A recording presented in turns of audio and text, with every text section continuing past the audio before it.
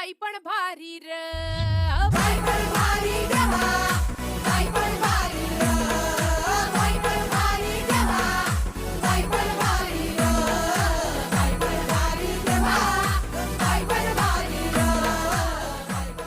मी ही movie बघून आले आणि मला तर खूप आवडली आणि स्पेशली लेडीजने तर नक्की जायचं ही मूवी बघायला, कारण की एकदम वुमेन एनर्जेटिक मूवी आहे. तर मग बोला बाई पण भारीच देवा, बाई पण